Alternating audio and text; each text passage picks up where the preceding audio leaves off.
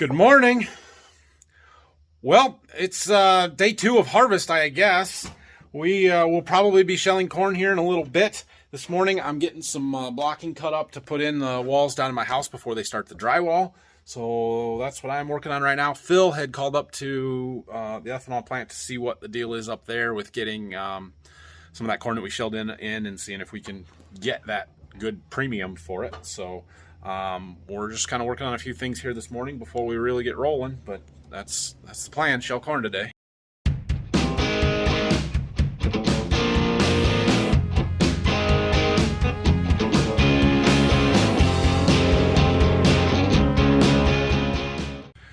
All right, I've got a pile here. I already took a big pile down there too. I'm trying to put stuff everywhere that I think that I might attach something to the wall or that will be necessary. Heavy stuff for, towel bars and toilet paper holders and hand towel rings or the TV, that kind of stuff, just to give me something better to anchor into. So I'm labeling them. Like this one is 14.5 inches long, goes in our boys' bath, and it's for a hand towel. So they're all there. They're a little bit different widths. I tried to use the wider ones for things that I'm not exactly sure how high they're going to be to give me a little bit more range. Things like toilet paper holders, I should be able to get that pretty darn close right now. Did you know the standard height for a toilet paper holder is 26 inches off the floor and 8 to 10 inches in front of the toilet? So now, when I come in to mount that, I'll actually have something to attach it to on both sides rather than just one side in a stud and one side in drywall. So that'll work there. That one's for the one on the other side of the wall. And, we're just going to keep going around the room screwing these in. All right, I got a bunch of blocking put in, the most important stuff. I got a little bit more that I would like to do, some closet shelving areas. Over here, this little closet, my intention here is to just put wire shelving here, the kind that you anchor in the back and then has a hook that holds the front side of it, and I want something to put those that hold the sides in. So I was going to put some cross pieces like this where the shelves are going to go. I didn't have enough of them cut out. I need to do some more, but they're not here to do drywall yet today, so I don't know if they're coming or not. Chances of them getting all of this covered up so that I can't get to it today are slim, and I got to go do some actual work. So, but I got places for towel hooks and toilet paper holders and stuff. So I'm happy with that. Let's go to the farm and go to work. All right, we are just about ready to go shell corn. Phil went and got the grain cart unloaded, so he's unloading that second truck right now. We're actually going to start drying in our top dry for right now through the GSI for a couple of reasons. One, it's faster and easier to get set up and started, and we're trying to do stuff in a hurry to get some of the corn hauled in here this week, like today, tomorrow. So we can do it a little bit quicker there, and it'll give us some dry corn to prime this dryer and make it easier to start this one when we're ready to do that. Big loud fan! Did I tell you guys Phil unloaded the grain cart there and was putting that in the dryer? He tested the moisture on it. 21%. That's dry. That's good. It's go time. Let's hit it. All right. Let's do this. We've got some end rows to open up on the other end of the field here, which is why we stopped where we did last night, because we were at a good stopping point and we had the grain cart full. So Dad is going to jump in the grain cart for me for a little bit. He doesn't really like running the grain cart, which is fine. But I wanted to get the end rows opened up and some short rows over there, and then he'll probably take over the combine and I'll jump in the grain cart, which is also fine. Phil is emptying that other truck and going to start hauling. We're going to start hauling up to that ethanol plant. It's in Albion, Michigan, and get as many loads up there as we can this week. That's the plan.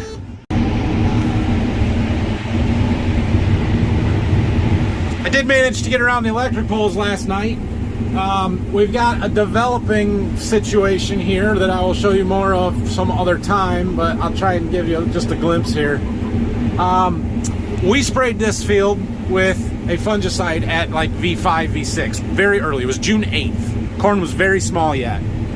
I did not spray around these electric poles because they're a pain in the butt. So I sprayed one pass along the road, I skipped a sprayer pass, and then we sprayed basically from here on over. I know this yield map is hard to see because it's got a tile map lines on there, the flag layer, and I don't know why they're on there. I don't like it, but it is what it is. But there appears to be a massive difference in that first strip. Now we'll see if it turns green again as we move out of here and it gets better, but that'll be very telling, very telling. All right, we are breaking a hole right through the middle of this field. I did some short rows over there by them grain bins and the end rows behind us. Yeah, I wish I could get them tile lines off that map. It makes it very hard to see. But anyway, I'm hoping the corn gets better out here where we sprayed that fungicide on it, and we'll see. I mean, it's not terrible right here. I will take 20%, 180 bushel corn all day, but right now I'm guessing that the tar spot probably cost us in the neighborhood of 30 to 40 bushel per acre. Maybe more than that. I don't know. Some of this corn's not as good as what I had really hoped. It's still very early. We've got a long ways to go, so we'll see. Phil got that top dry going, that GSI. It holds about 1,500 bushels, so a truck and a half. So he brought the half full truck up here. That corn was 21%. So Dan's just going to top him off and have him haul that, and Phil's going to take that right into the ethanol plant. They are also, and on top of paying a really good price right now, they're also offering half-price drying charges. Now, it probably is still beneficial for us to dry it ourselves, or would be, but getting the bushels there is more important than trying to worry about drying them right now. So we're just going to start hauling, get them going. Yeah, unloading on the go with Dad in the grain car tractor. This is a rarity, guys. Very rare. Won't last long. See how some of these tops are starting to break out? Yeah, this corn's brittle, and we need to get it before it gets blown down. So we're having fun. This is awesome. Shelling corn the 13th of September. All right, well, we got this truck full. The grain cart's relatively full, so we're gonna go back to the farm. I don't know, we might empty this into the overhead, we might not. I don't know. We're gonna wait for Phil to get back.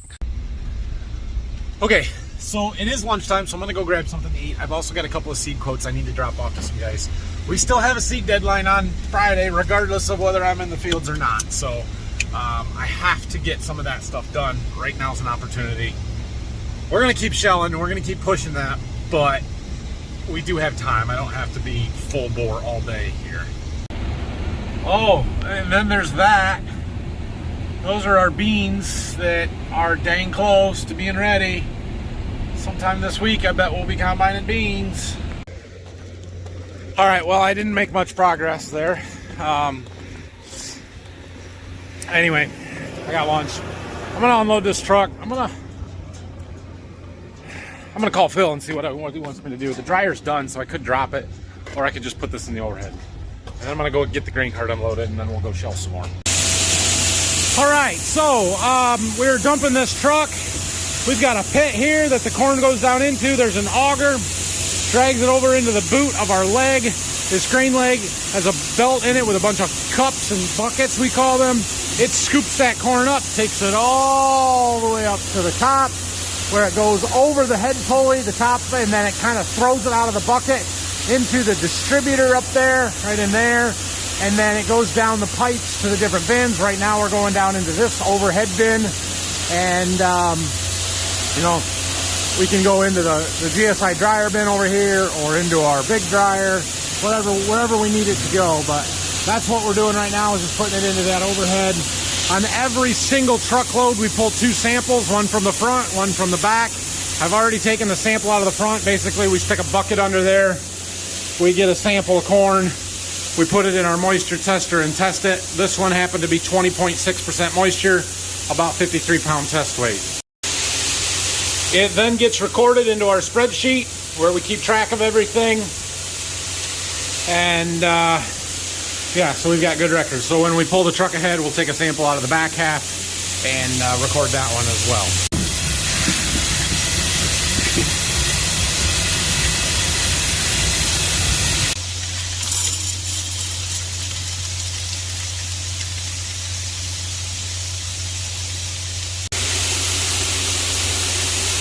Oh yeah.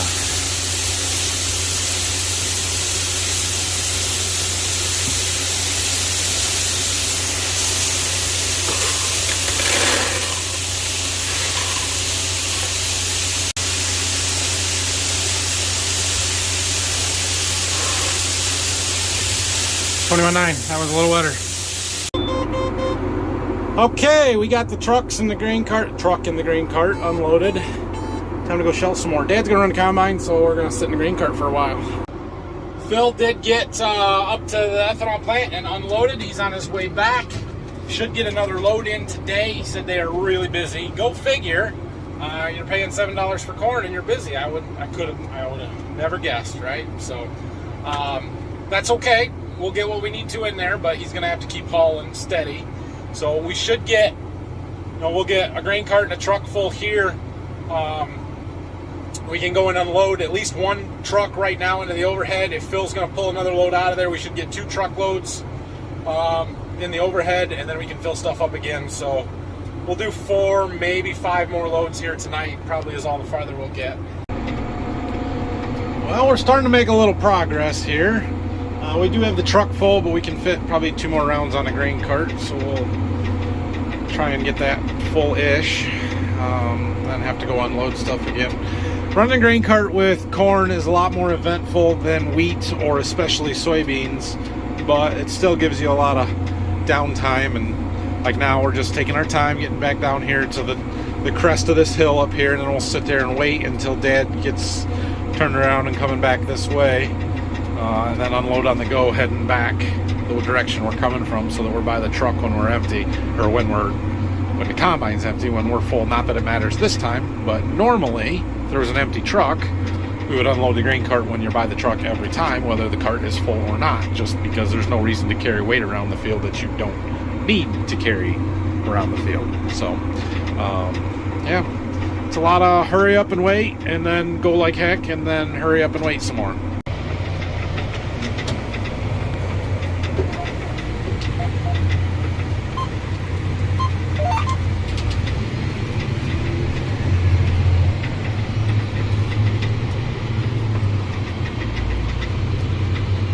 One-handed thing, a little tricky. Good thing we got auto steer and I don't have to look where I'm going.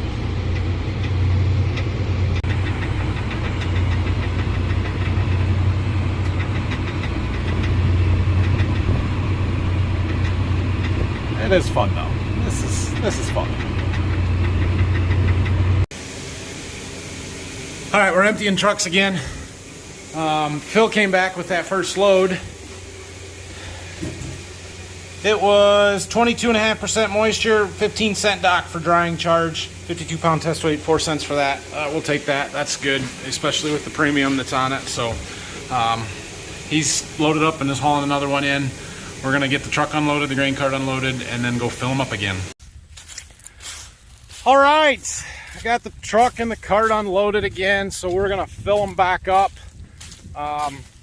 When we were quitting after we got everything full there, and we were looking at the combine or just walking past it, noticed a lot of buildup of some husks and silks and stuff, and looked a little closer, and there was a couple of shields that were not installed correctly, and there was stuff everywhere on the combine. So while I was unloading trucks, Dad got the leaf blower and was cleaning the combine off. We got that fixed, so that was it was pretty bad. And I mean, it didn't really hurt anything other than the fact that it's a major fire hazard, having trash and stuff built up underneath the combine, up on top of the rotor and everything. So glad we caught that. Well, as exciting as harvest is for me, it's pretty boring after a while. We do the same thing over and over again, just around and around we go. So I don't really know what to film all the time. We are getting close to having stuff filled up again. I've got the truck full. We're gonna put a dump here on the cart. There was already a little bit on there. We'll make another round. Let's talk to Dad for a second. She'll be able to do one more round. Yeah, that's what I thought. All right, how many acres you got done? 4.6. 34.6, is that what you said? 44.6. 44. We have 30 left. Oh, all right. Well, that's good. I don't know when Phil gets back. I mean, we might be able to come up and do a little bit more tonight, but we'll see. That'll be fine. All right, well, we got a plan.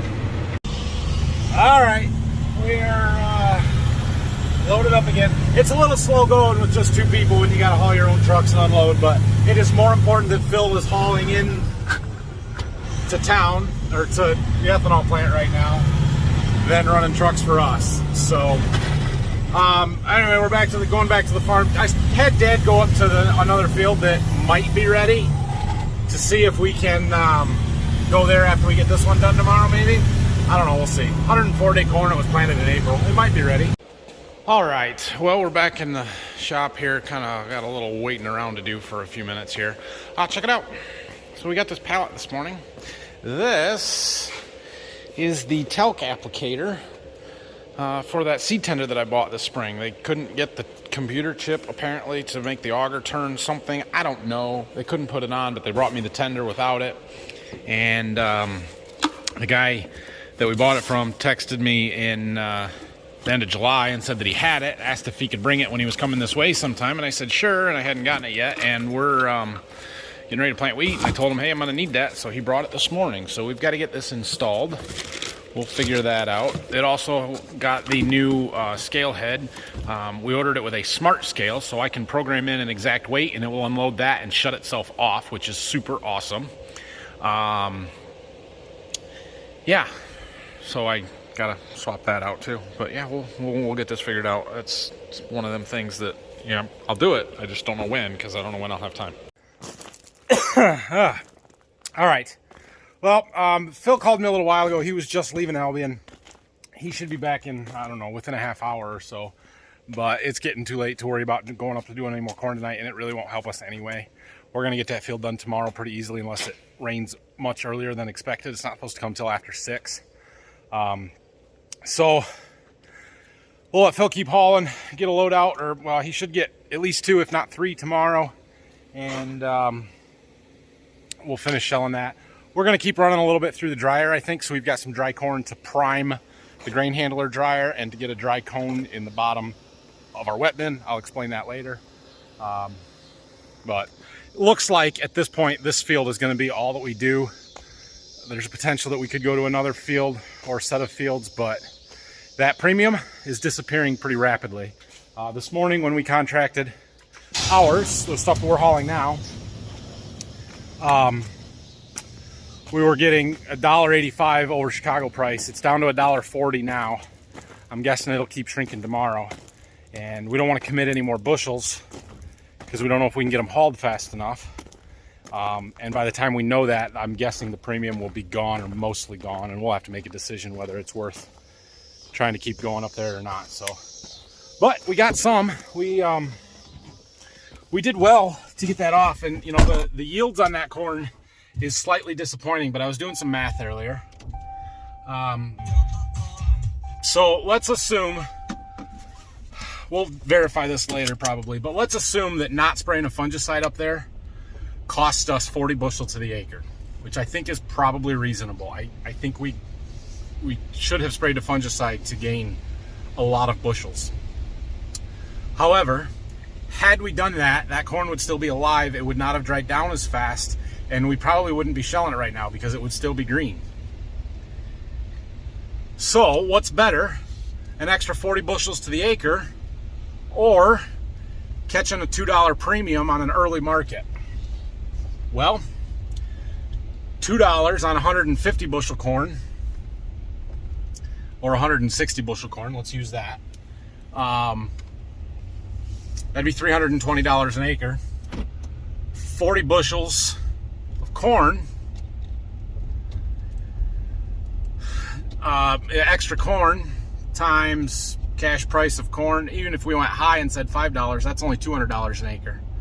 So in a way, I can claim that not spraying a fungicide actually gained us $100 an acre. Kind of. I mean, we gave up 40 bushel, but we made it back in the increased money that we're getting on it. Now, we couldn't guarantee that when it was time to spray the fungicide, so it still was not probably the wise decision, but it worked out, and we're kind of salvaging this mediocre field of corn because of the high price, so that is good. Anyway, it's 7:30. I'm tired. I'm going home. So thanks for watching, everybody. Have a great night. Check back tomorrow. We'll be back at it some more. Brock will be around tomorrow. He might be running a grain cart. I might stick him in that 8430 to run the air seeder and finish planting our cover crop. That has to happen tomorrow too at some point. So we got lots going on. Lots and lots going on. And it's supposed to rain tomorrow. See you guys. Have a great night.